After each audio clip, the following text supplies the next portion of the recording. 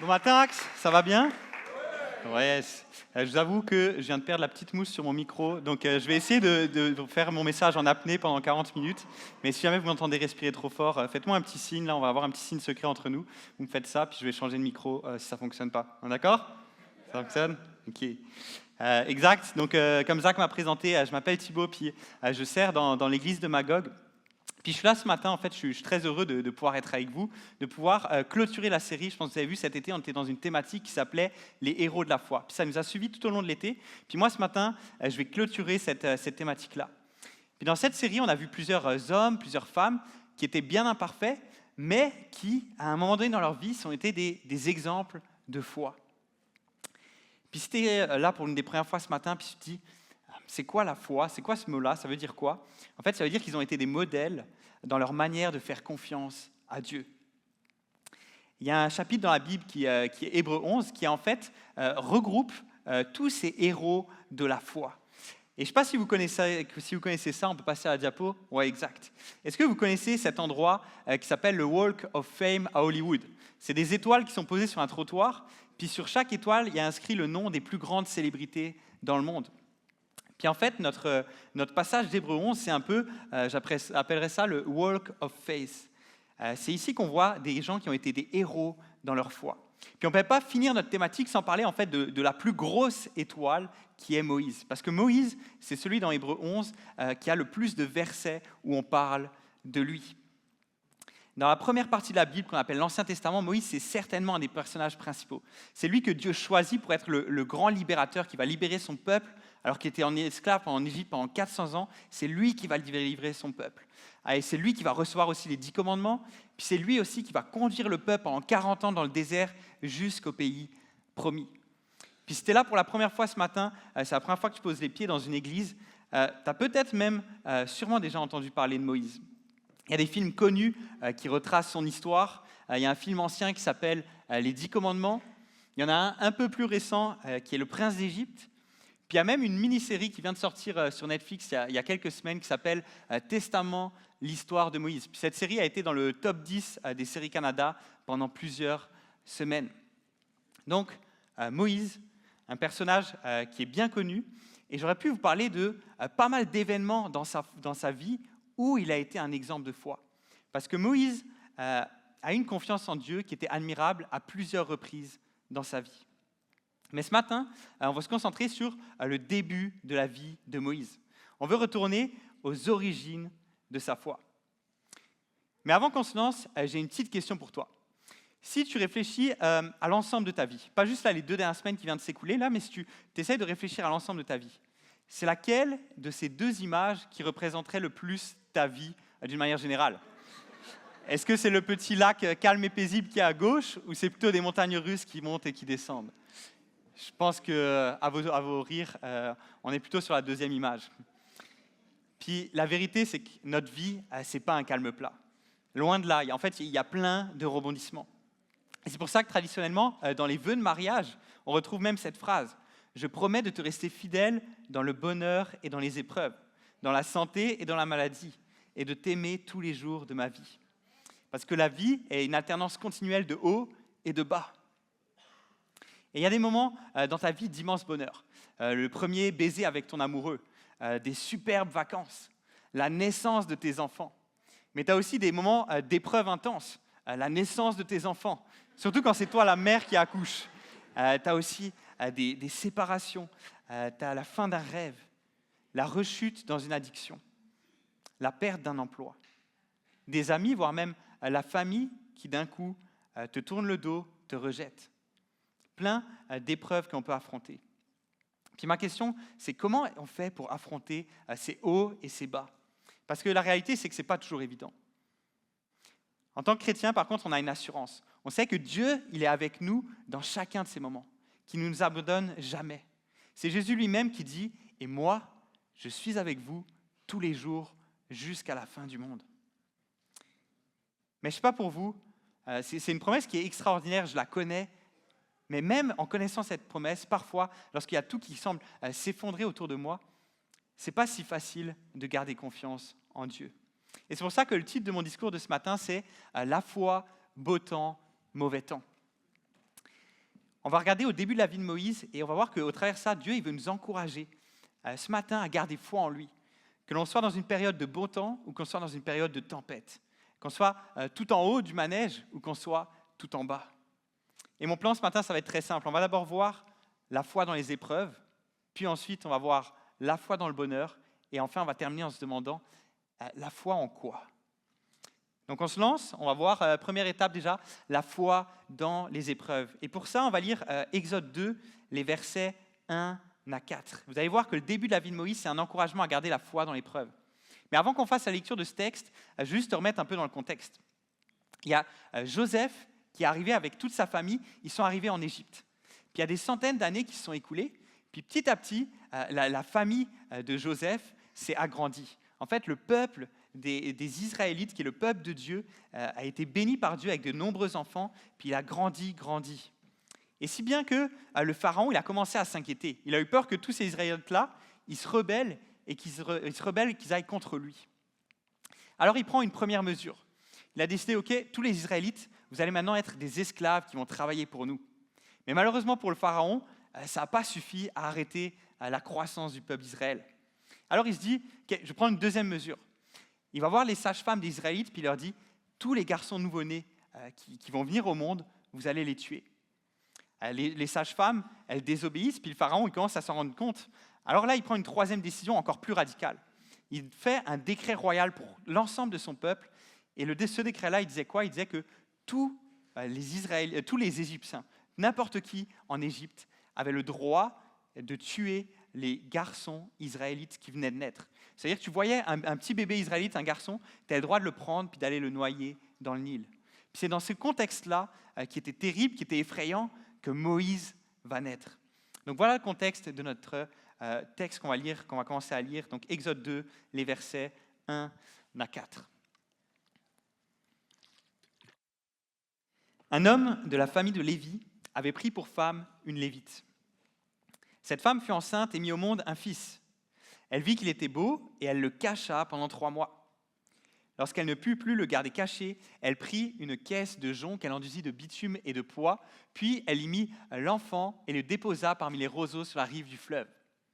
La sœur de l'enfant se posta à une certaine distance pour savoir ce qui allait lui arriver.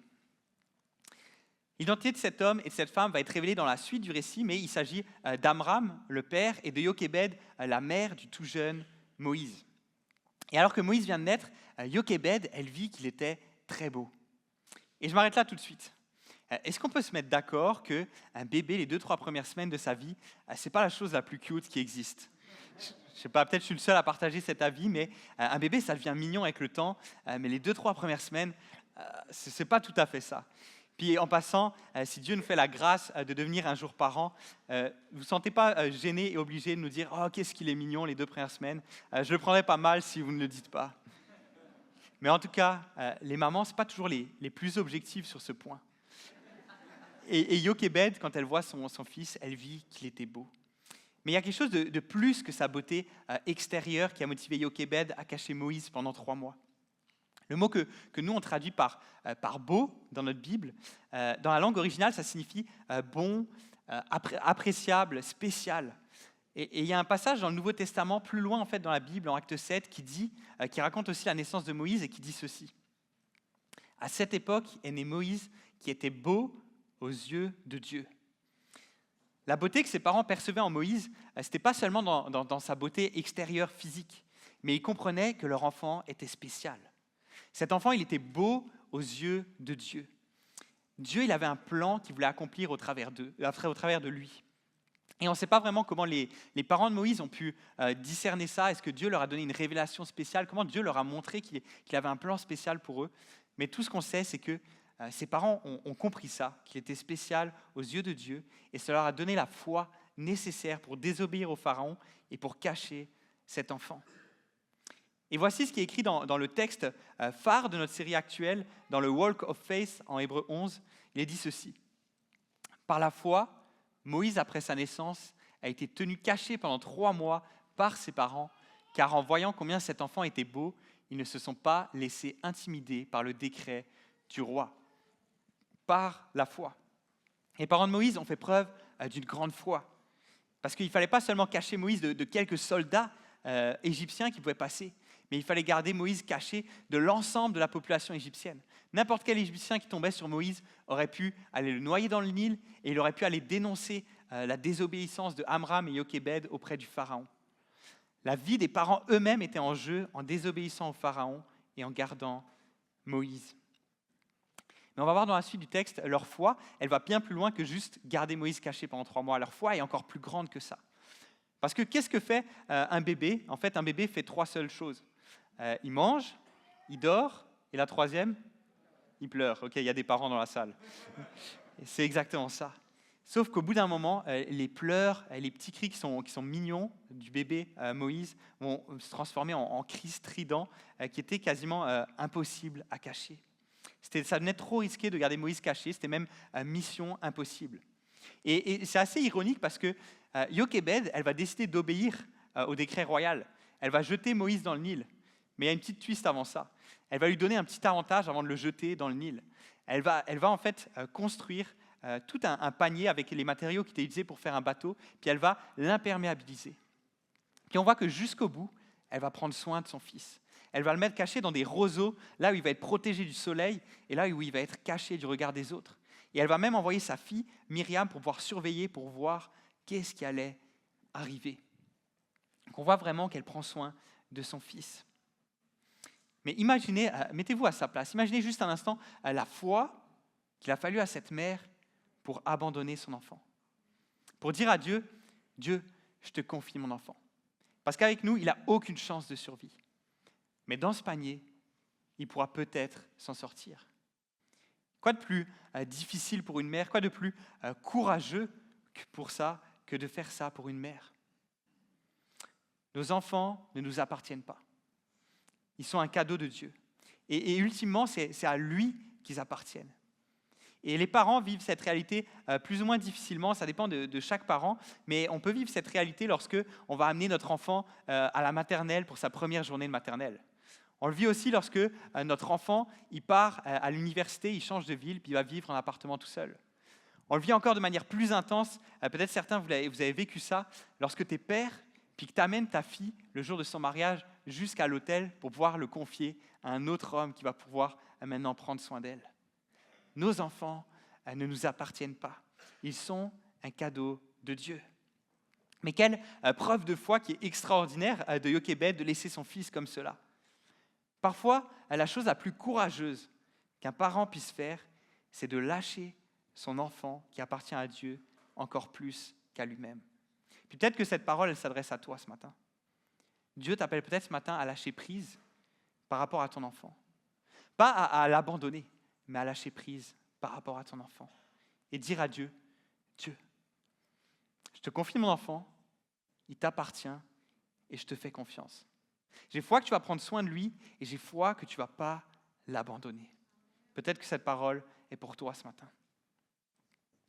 Jochébed et Amram sont un encouragement fort pour nous à pouvoir continuer à faire confiance à Dieu dans la tempête, à conserver notre foi en lui. Parce qu'ils se trouvaient dans une situation qui était désespérée, une situation dans laquelle la mort venait rôder. Mais Dieu était avec eux. Et ils ont continué à lui faire confiance parce qu'ils savaient que notre Dieu, c'est un Dieu qui est bon, c'est un Dieu qui est bienveillant et c'est un Dieu qui est fidèle. Et ce matin, je veux t'encourager à garder une foi qui est active dans l'épreuve, comme l'ont fait les parents de Moïse.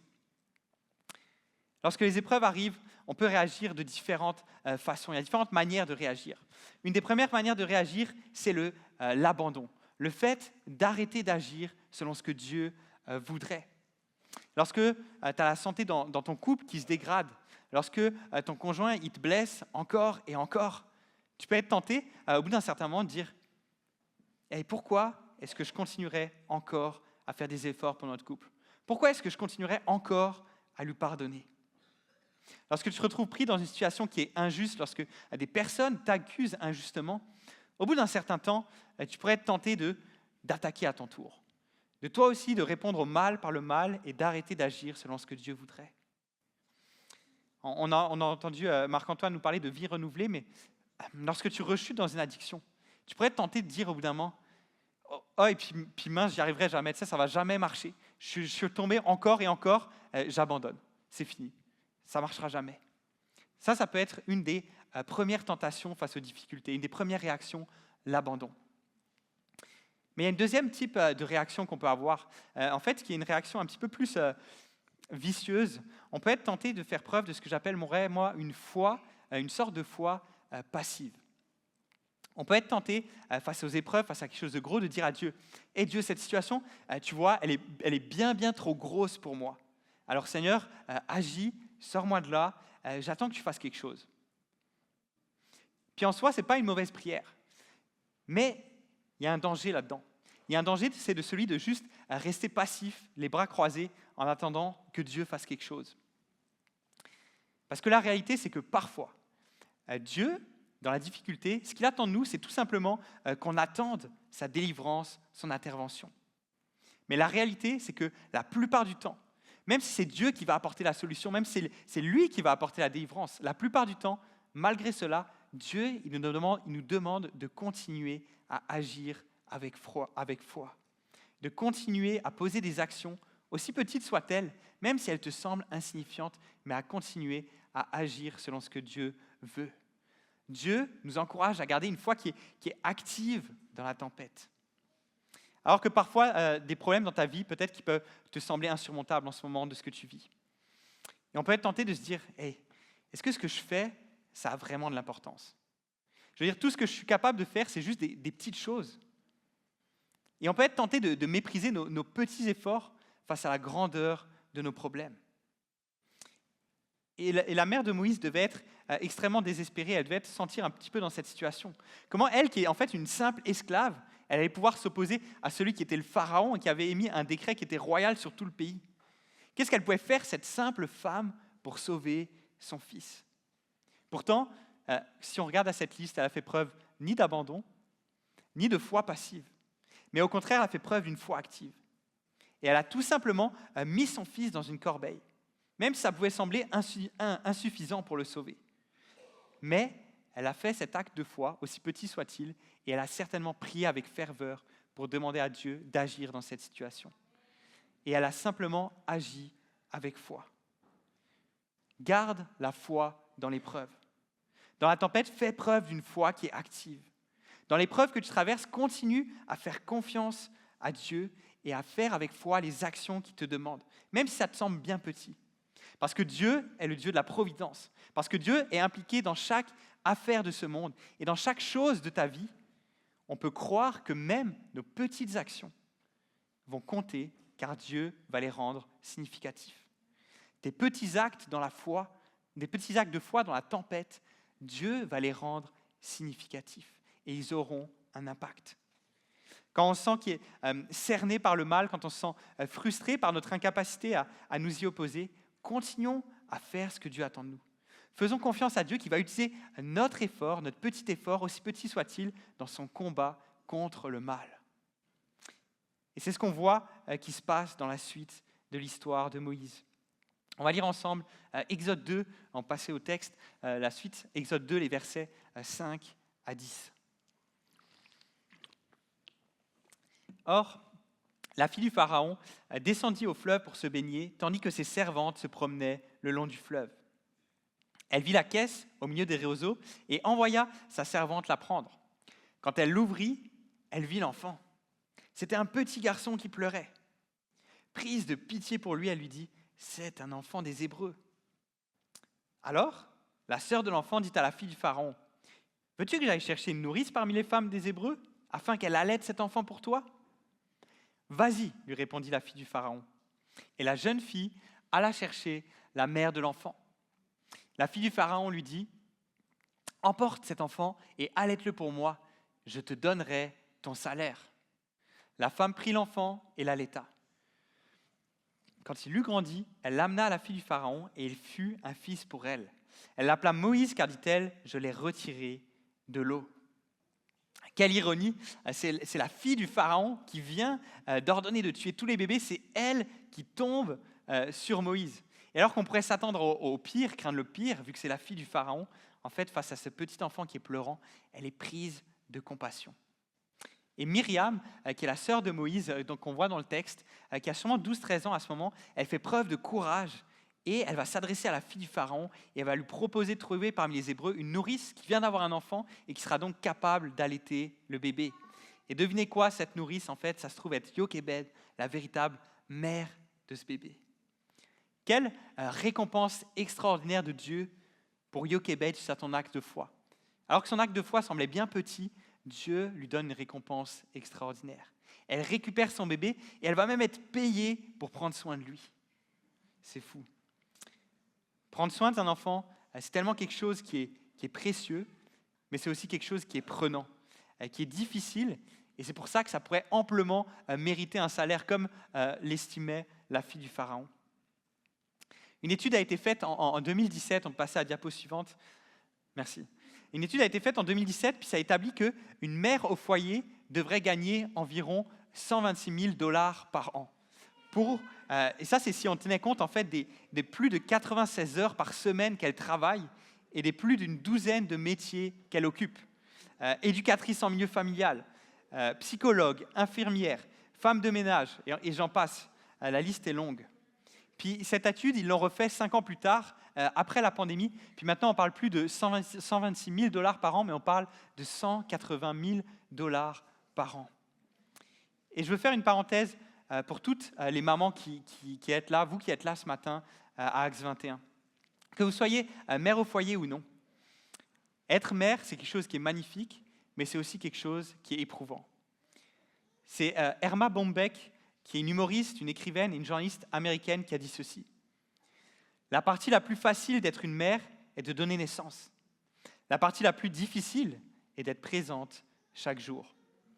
Et c'est quelque chose qu'on reconnaît à Acts 21. Et c'est pour ça qu'il y a un département qui s'appelle Acts 21 Maman.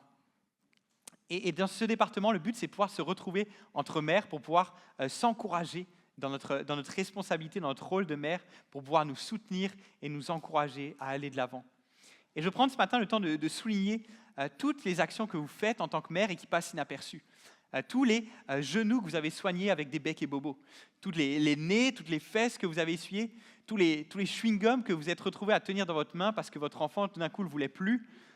Toutes les fois où vous êtes allé regarder, soutenir votre enfant à une game de football alors qu'il pleuvait des cordes. Toutes les fois où vous n'avez pas cru votre enfant lorsqu'il vous a dit « Hé maman, je te déteste ». Mais vous ne l'avez pas cru et vous avez continué à l'aimer.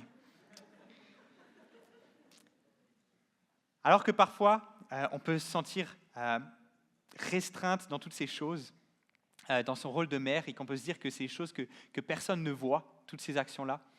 Je veux vous dire ce matin que Dieu voit toutes ces choses. Il reconnaît à la juste valeur tout ce que vous faites pour l'enfant qui vous a confié. Et il est reconnaissant pour la manière dont vous prenez soin de l'enfant qui vous a confié.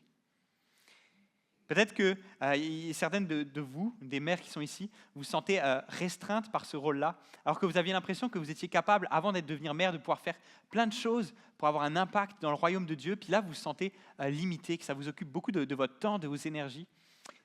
Je veux vous rappeler que cette histoire nous montre qu'au travers de Jochebed et au travers de sa foi, au travers de la manière dont elle a pris soin de Moïse, elle a sauvé celui qui allait être le libérateur de tout le peuple des Israélites. Elle a protégé le libérateur de millions de personnes.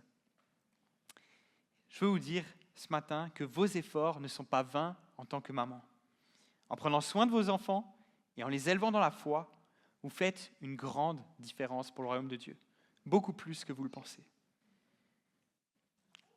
Et on va revenir à notre histoire de Moïse. Il est possible que Moïse ait passé les 3-4 premières années de sa vie avec sa famille israélite d'origine, parce qu'à l'époque, souvent ce qui se faisait, c'est que les mères allaitaient leurs enfants pendant 3-4 ans. Mais par la suite, les parents de Moïse ont dû à nouveau le laisser partir. Et la fille du Pharaon a alors adopté cet enfant et elle l'a revendiqué comme son propre fils, en le nommant Moïse, ce qui signifie « retiré d'eux », car il a été retiré de l'eau, sauvé du Nil. Et le texte, à la suite du texte, il ne nous dit pas grand-chose sur la suite de l'enfance de Moïse, sur son adolescence. En fait, il ne nous dit même rien. Mais plus loin dans la Bible, on retrouve en Actes 7, 22, ceci. C'est ainsi que Moïse fut introduit dans toute la science des Égyptiens et qu'il devint un homme dont la parole et les actions avaient des effets remarquables. Moïse a reçu la meilleure éducation académique au monde de la civilisation qui était la plus poussée de l'époque. Et on apprend que, en plus d'être un homme qui était important, le petit-fils du pharaon, il était aussi un homme qui se démarquait dans cette société par sa parole et par ses actes. Donc on voit que vraiment Moïse se trouve tout d'un coup au top, au sommet du prestige, du succès. Il a une position très très confortable. Et le texte d'Exode 2 fait ensuite un grand bond dans le temps parce qu'au verset suivant, Moïse est rendu à l'âge de 40 ans. Puis on arrive à notre deuxième point ce matin, qui je te rassure va être beaucoup plus court que le précédent, qui est la foi dans le bonheur. La foi dans le bonheur. Et on va voir ensemble les 5 derniers versets de ce matin qui sont un encouragement à persévérer dans la foi, même dans le bonheur, même quand tout semble nous sourire. On va lire ces 5 derniers versets en Exode 2, les versets 11 à 15. Une fois devenu grand, Moïse sortit vers ses frères et vit leurs pénibles travaux. Il vit un Égyptien qui frappait un Hébreu, un de ses frères. Il regarda de tous côtés, vit qu'il n'y avait personne et tua l'Égyptien qu'il cacha dans le sable. Quand il sortit le jour suivant, il vit 2 Hébreux se battre. Il dit à celui qui avait tort, « Pourquoi frappes-tu ton prochain ?» Cet homme répondit alors, « Qui t'a établi chef et juge sur nous? Est-ce pour me tuer que tu me parles, tout comme tu as tué l'Égyptien ?» Moïse eut peur et se dit, « L'affaire est certainement connue. » Le Pharaon a appris ce qui s'était passé et il chercha à faire mourir Moïse, mais Moïse s'enfuit loin de lui et s'installa dans le pays de Madian. Alors qu'on a parlé jusqu'à maintenant de garder la foi en Dieu dans nos épreuves, paradoxalement, c'est parfois dans les jours les meilleurs, lorsque tu te retrouves au top du manège, parfois c'est dans ces jours-là que tu es le plus à risque que ta foi s'éteigne petit à petit. Lorsque tout se déroule plutôt bien au niveau professionnel, au niveau économique, au niveau de ta famille, le piège est grand de croire que tu te débrouilles pas mal par toi-même. On se débrouille pas mal par nous-mêmes, on est capable de réussir. Je n'ai pas tant besoin de l'aide de Dieu. Souvent, la réussite nous éloigne de Dieu. En fait, souvent, la réussite nous éloigne de Dieu plus que les épreuves. Et à 40 ans, Moïse il est rendu à ce stade de la vie de réussite, ce stade très confortable. Petit-fils du Pharaon, homme respecté et admiré, bénéficiant de la meilleure nourriture, mais pas juste ça, seulement toutes les meilleures choses qui existaient dans ce monde, il y avait accès en étant à la cour du roi. Et on n'est pas sûr, mais certains historiens ont essayé de retracer, ok, Moïse était le petit-fils de quel pharaon? Ils ont essayé de retracer ça, puis ils sont arrivés certains à la conclusion qu'il y a des chances que Moïse aurait pu devenir pharaon à un moment donné dans sa vie, parce que ce pharaon-là avait sûrement pas de fils ni de petit-fils biologiques. Enfin, en tout cas, on n'en est pas sûr, mais tout ce qu'on voit, c'est que Moïse était au sommet du succès. Tout va pour le mieux dans sa vie. Et en plus, il vit entouré d'Égyptiens qui, eux, croient en de multiples dieux. Et ça aurait été tellement, tellement facile pour lui de juste abandonner la foi de son peuple d'origine, la foi dans notre Dieu. Mais on va voir, ce n'est pas ça qui s'est passé dans la vie de Moïse. Et ma question, elle est pour toi. Est-ce que ta réussite professionnelle, est-ce que ta jolie famille, est-ce que ces choses-là t'ont éloigné de Dieu? Est-ce que le confort de ta vie t'a amené à moins dépendre de lui qu'avant? Alors que Dieu t'a comblé dans ta vie en t'accordant beaucoup de bénédictions, est-ce que ta foi est en train de s'éteindre? Pour Moïse, ça n'a pas été le cas. Puis on ne se rend pas forcément compte, mais il se passe un événement qui est clé dans la première phrase de notre texte. On peut remettre peut-être le verset, c'est au verset 11, ouais, exact. Le premier verset qui est affiché. Ce qui est en train de se passer, ce n'est pas juste une simple promenade. Moïse n'est pas juste en train de se balader, puis tout d'un coup de protéger un de ses frères israélites. La réalité, c'est qu'il se passe quelque chose de bien plus fort que ça. Moïse est en train de prendre une position forte. Un peu comme tu as dans certains films des héros qui sont un peu tiraillés. Ils se retrouvent entre 2 clans, ils ont une position ambiguë, tu ne sais pas trop de quel côté ils vont se ranger, puis au bout d'un moment, ils prennent un choix fort pour prendre position. Mais c'est exactement ce qui est en train de se passer ici. Moïse prend un choix fort, il prend position par foi, par confiance en Dieu. Il choisit de rejeter toute sa vie qui était royale, confortable, prestigieuse, pour se ranger du côté du peuple qui est souffrant. Il choisit de renoncer aux avantages éphémères de la richesse, de la popularité, du succès, du prestige, pour rechercher ce qui a une valeur éternelle. Et quand on lit cette histoire de Moïse, parce qu'on la connaissait pour la plupart d'entre nous avant ce matin, lorsqu'on lit cette histoire, on peut se dire, Moïse, il a juste fait défendre quelqu'un de son peuple face à un Égyptien. C'est juste ça. Mais la réalité, c'est que c'était bien plus que juste le fait de défendre un homme.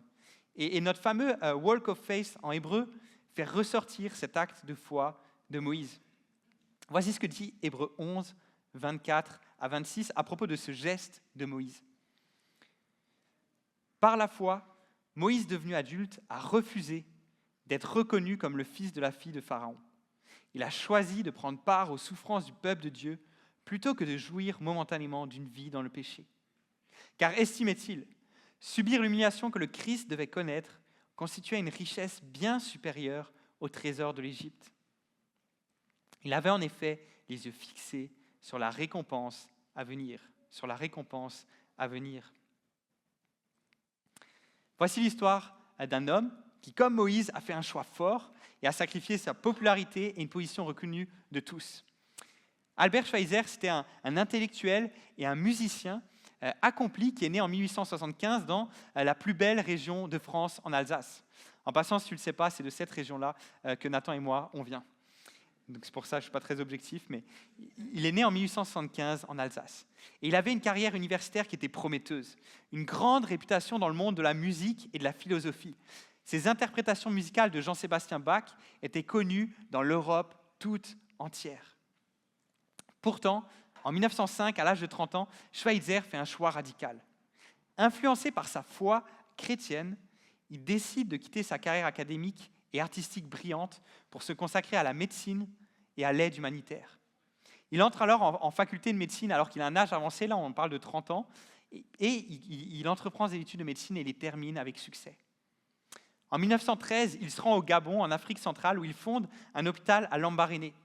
Et là-bas, il commence à fournir des soins médicaux aux populations locales, souvent dans des conditions qui sont extrêmement difficiles. Mais ses efforts ont eu un impact significatif sur la vie des habitants de Lambaréné. Et son travail, ça a attiré en fait l'attention internationale sur le besoin des soins médicaux dans les régions reculées d'Afrique. Et en 1952, Albert Schweitzer reçoit le prix Nobel de la paix en reconnaissance de son travail de pionnier de la médecine humanitaire. Et en plus, il va utiliser l'argent, quand il a reçu son prix Nobel, il reçoit de l'argent, il va utiliser cet argent-là pour continuer à financer son hôpital et prendre soin des gens en Afrique, dans le village où il était. Comme Moïse, Albert Schweitzer, il a choisi de renoncer à une carrière qui était prestigieuse, à la reconnaissance internationale dans le domaine de la musique et de la philosophie, et à une vie qui était confortable en Europe pour suivre avec foi ce à quoi Dieu l'appelait. Et pour la plupart d'entre nous, ce matin, Dieu ne nous appelle pas à un changement de vie aussi radical, à abandonner complètement notre carrière. Mais je crois qu'il y a certaines personnes dans la salle ce matin, certaines personnes qui sont en face de moi, que Dieu appelle à un grand changement. Que Dieu appelle à abandonner à une carrière toute tracée pour pouvoir le servir, pour pouvoir le glorifier d'une certaine manière dans un projet que Dieu vous a mis à cœur. Puis si c'est ton cas, peut-être Dieu t'a parlé dernièrement et il t'a montré une chose qu'il souhaite que tu fasses pour lui. Est-ce qu'il t'a mis un rêve? Est-ce qu'il t'a mis un projet? Si c'est ton cas, je vais t'inviter à pas regarder à tes inquiétudes, à regarder à tes craintes, mais à lui faire confiance. Parce que je peux te le dire, il va prendre soin de toi. Si tu agis avec foi, si tu choisis d'avancer avec foi dans le projet que Dieu te destine, dans lequel il t'appelle, Dieu va prendre soin de toi. Il y a 6 ans, j'étais en France, j'étais physiothérapeute, je gagnais bien ma vie, j'avais tout ce qu'il fallait pour être heureux et j'aurais aimé vivre cette vie-là tout le temps. Il y avait ma famille à côté, il y avait mes amis, tout ce qu'il fallait. Mais Dieu, un jour, m'a appelé pour un projet. Puis j'ai décidé de le suivre. Puis le point, ce n'est pas de montrer la grandeur de ma foi. La réalité, c'est que j'avais beaucoup de crainte de qu'est-ce qui allait arriver par la suite. Mais j'ai choisi de faire ce pas de foi. Puis la réalité, c'est que Dieu, je peux vous le garantir, m'a protégé, m'a gardé dans chacune de ces étapes et jamais manqué de rien. Donc si c'est ton cas, si Dieu te parle ces dernières semaines, qui te met un projet à cœur, je t'invite à lui faire confiance. Embarque dans ce projet-là, fais confiance à Dieu, il va prendre soin de toi. Mais la réalité, c'est que peut-être que certains de vous, Dieu ne vous appelle pas à un changement de vie aussi radical, mais certainement qu'il vous appelle à faire un pas de foi. Même lorsque notre vie, elle semble bien aller, même lorsqu'on est au sommet du manège, Dieu, il nous appelle à continuer, à lui faire confiance et à marcher avec foi dans ce qu'il souhaite pour nous. As-tu pris le temps dernièrement de t'arrêter, de prier et demander à Dieu, Dieu, que veux-tu que je fasse? Est-ce qu'il y a un pas de foi auquel tu m'appelles? Est-ce qu'il y a une manière dont tu veux que je te serve pour les prochains mois, pour les prochaines années? Peut-être que certains d'entre vous, Dieu vous appelle à devenir une famille d'accueil. Peut-être que le pas de foi que Dieu il t'appelle, c'est tout simplement de poursuivre ton engagement actuel malgré la fatigue, malgré ta baisse de motivation. Le pas de foi que Dieu il te demande, c'est « persévère, mon enfant ». Mais en tout cas, je t'invite, prends le risque. Prends le risque de demander à Dieu de te montrer c'est quoi le pas de foi que tu attends de moi. Et Dieu va te répondre par son Saint-Esprit. Prends le risque de demander à Dieu quel est le prochain pas de foi qu'il te demande. Et j'invite les musiciens à me rejoindre alors que je vais finir avec ce dernier point. La foi en quoi? La foi en quoi? Comment est-ce que Albert Schweitzer a pu abandonner une si brillante carrière musicale? Comment Moïse a pu abandonner toutes les richesses de l'Égypte à laquelle il avait accès? Parce qu'il avait la foi qu'il y a quelque chose de plus que les richesses et le succès terrestre temporaire. Je relis ce verset qu'on vient de voir tantôt. Moïse a choisi de prendre part aux souffrances du peuple de Dieu plutôt que de jouir momentanément d'une vie dans le péché. Car estimait-il, subir l'humiliation que le Christ devait connaître constituait une richesse bien supérieure au trésor de l'Égypte. Il avait en effet les yeux rivés sur la récompense à venir. Subir l'humiliation, c'est une richesse bien supérieure au trésor de l'Égypte. Humainement, ça ne fait aucun sens. Mais lorsque tu réalises qu'il y a plus que cette vie passagère, qu'il y a une vie qui est après la mort, qu'il y a une vie qui, elle, est éternelle, ça change toute la manière dont tu perçois ce qui est autour de toi. C'est ça qui a donné la force à Moïse de subir l'humiliation de sa perte de position. Une humiliation qui est semblable à celle que Jésus va subir quelques siècles plus tard, comme elle le fait très justement remarquer le texte qu'on vient de lire tantôt. Et il y a un texte dans la Bible, dans Philippiens 2, qui nous décrit cette humiliation que Jésus a subie et qui est bien plus grande que celle de Moïse. Ce texte dit que votre attitude soit identique à celle de Jésus-Christ. Lui qui est de condition divine, il n'a pas regardé son égalité avec Dieu comme un butin à préserver, mais il s'est dépouillé lui-même en prenant une condition de serviteur, en devenant semblable aux êtres humains. Reconnu comme un simple homme, il s'est humilié lui-même en faisant preuve d'obéissance jusqu'à la mort, même la mort sur la croix. C'est aussi pourquoi Dieu l'a élevé à la plus haute place et lui a donné le nom qui est au-dessus de tout nom, afin qu'au nom de Jésus, chacun plie le genou dans le ciel, sur la terre et sous la terre, et que toute langue reconnaisse que Jésus-Christ est le Seigneur à la gloire de Dieu le Père. Amen. Jésus occupait la position qui était la plus élevée, la plus prestigieuse qui existe. Il est Dieu. Depuis la nuit des temps, il vivait au ciel en parfaite harmonie avec son Père. Il régnait sur absolument tout l'univers, avec tous les anges qui se prosternaient devant lui. Sa majesté, sa gloire et sa puissance surpassaient tout ce que tu peux imaginer. Pourtant, face à la souffrance, face aux brisures de notre monde, Jésus n'est pas resté indifférent. Tout comme Moïse a choisi de renoncer à sa vie royale pour secourir son peuple qui est opprimé, Jésus a laissé derrière lui tous les honneurs et tous les privilèges célestes. Il s'est dépouillé de sa grandeur infinie pour devenir un simple homme, et même un bébé fragile. Comme Moïse, dès sa naissance, sa vie fut menacée par un dirigeant qui était cruel, déterminé à tuer tous les jeunes garçons. Mais lui aussi fut protégé par ses parents. Comme Moïse, toute son enfance est passée sous silence dans la Bible. Mais rendu à l'âge adulte, Jésus a apporté la guérison, la restauration à de nombreux corps et cœurs brisés. Mais comme Moïse, il fut un libérateur qui était incompris par son peuple, rejeté. Mais malgré tous ces points communs, Moïse n'était qu'un leader imparfait, qui annonçait la venue de Jésus, le leader parfait, ultime, le sauveur de l'humanité. Voici la différence. Il y a une différence majeure entre Moïse et Jésus, et voici quelle est cette différence. Moïse a essayé de sauver son peuple en tuant l'ennemi, et il a échoué à sauver son peuple. Jésus, lui, il a bel et bien sauvé son peuple, mais pas en tuant l'ennemi. Non, en se sacrifiant lui-même, en mourant même pour ses ennemis sur la croix. Et il savait que mourir à notre place, c'était la seule solution pour que toi, pour que moi, on puisse goûter à cette récompense éternelle, cette espérance en laquelle espérait Moïse. Une vie éternelle qui est heureuse, une vie éternelle sans larmes, sans cris, sans douleur, sans pleurs, sans maladie. Mais bien plus que ça, Jésus, il est mort et il est ressuscité, pas seulement pour cette récompense, cette vie éternelle à venir, mais pour que dès aujourd'hui, pour que ce matin même, ton existence puisse être transformée. Et il veut t'inviter à expérimenter dès ce matin et pour l'éternité, la restauration, la libération, la paix, la joie. Dieu souhaite t'offrir cette récompense éternelle en laquelle espérait Moïse. Il veut t'offrir ce matin même une vie qui est restaurée. Et comment tu peux accéder à ça? En fait, c'est très simple. Tout ce que tu as à faire, c'est d'avoir la foi. La foi en quoi? La foi en qui? Place ta confiance en Dieu. Reconnais que Jésus est le Seigneur et décide de le suivre. Et tu vas pouvoir goûter à cette récompense à venir qui vaut bien plus que toutes les richesses de ce monde. Je vais finir avec ce verset bien connu de la Bible, probablement le plus connu. Jean 3,16.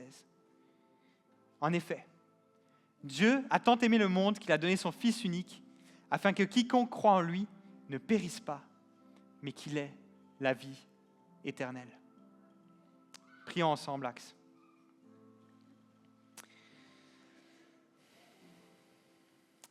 Papa Céleste, Seigneur Tout-Puissant, je veux te prier pour ce matin, pour ceux qui jusqu'à aujourd'hui n'ont encore jamais choisi de placer leur confiance en toi. Je t'en prie, Seigneur, je te prie de venir toucher leur cœur ce matin. Que face à cette souffrance, cette humiliation, ce sacrifice que tu as subi, que ton Fils Jésus a subi, parce que tu les aimes de manière qui est incomprenable, qui dépasse tout ce que l'on peut saisir, que face à cette réalisation, ces personnes ce matin puissent dire « Hey, je veux faire confiance à ce Dieu-là. Je veux faire confiance à ce Dieu qui est aimant, qui est fiable, qui est fidèle. Je veux lui faire confiance et je veux marcher la suite de ma vie avec lui. » Pour tous ceux ce matin qui ont déjà placé leur confiance en toi, Seigneur, qui ont décidé d'avoir foi en toi, beau temps, mauvais temps, je te prie qu'on puisse garder une foi qui est forte, une foi qui est solide, lorsqu'on est au creux de la vague, comme lorsqu'on en est au sommet, Seigneur. Qu'on puisse ne pas douter de toi, même dans la tempête, même lorsque tout semble s'écrouler autour de nous, qu'on puisse avoir confiance, une foi qui est inébranlable. Parce qu'on l'a vu avec Jochebed, on l'a vu avec Moïse, tu es le Dieu qui ne nous abandonne pas. Tu es celui qui dirige toutes choses, rien ne t'échappe, rien n'est hors de contrôle. Rien n'est hors de ton contrôle. Alors merci d'être ce Père qui est fidèle, ce Père qui est aimant, qui agit avec fidélité. Et Papa Céleste, je te prie aussi de nous parler. Parle-nous par ton Saint-Esprit aujourd'hui, dans les prochains jours. Montre à chacune des personnes qui est dans la salle, c'est quoi le pas de foi, c'est quoi que tu attends de cette personne, de ton enfant pour la suite. Et je te remercie parce que ce pas de foi soit minuscule ou qu'il soit énorme. Je sais que par ton esprit, tu vas donner la capacité à chacun de pouvoir faire ce pas de foi et que tu vas te glorifier au travers de cet acte de foi. Et c'est dans le nom précieux de ton Fils que je te prie. Amen. Alors qu'on s'en va maintenant vers un temps de louange où on va pouvoir célébrer notre Dieu merveilleux, on va vivre ce matin aussi un moment qui est fort, qui est précieux dans la vie d'une église, c'est la communion. La communion, c'est quoi? La communion, on appelle aussi ça la Sainte Seine. En fait, c'est un repas qui a été instauré par Jésus lui-même. Ça a été instauré par Jésus lui-même quelques heures avant ses souffrances et sa mort. Et la communion, ça consiste à prendre du pain, ça consiste à prendre du vin ou du jus de raisin, comme on va en avoir ce matin, comme un signe commémoratif, pour se rappeler c'est quoi le sens de ce que Jésus a fait à la croix. Le sens de ce que Jésus a fait à la croix, s'il est mort sur la croix, c'est pour que tu puisses avoir accès à cette récompense éternelle, cette récompense à venir dont je parlais tantôt, à cette vie éternelle dont tu peux déjà goûter les bénéfices dès aujourd'hui, dont tu peux déjà goûter la restauration. La mort de Jésus sur la croix, c'est l'événement le incontournable, le plus central à l'histoire de l'humanité. Mais c'est aussi l'événement le plus incontournable dans ta vie, si tu es chrétien. Et c'est ça qu'on veut se rappeler ce matin. Donc pendant le premier chant, il y a des corbeilles qui ont déjà commencé à passer, puis pendant le premier chant, tu vas pouvoir te servir, prendre ce pain, ce jus de raisin. Si tu es chrétien, si tu as décidé de placer ta confiance en Dieu, beau temps, mauvais temps. C'est le passage ce matin, c'était en fait dans une phase encore de questionnement, de réflexion, d'incertitude sur Dieu, sur qui il est. Je t'invite à juste laisser passer ces corbeilles et à ne pas prendre ce pain et ce jus de raisin pour l'instant. Et j'espère qu'un jour, on aura la joie de pouvoir prendre ce repas avec toi, qu'on aura la joie de célébrer le fait que tu as goûté à cette récompense éternelle. Donc, Acte 21, je vous invite à ce qu'on puisse louer notre grand Dieu ensemble. Puis je vais revenir après le premier chant pour qu'on puisse prendre ce pain et ce jus de raisin ensemble.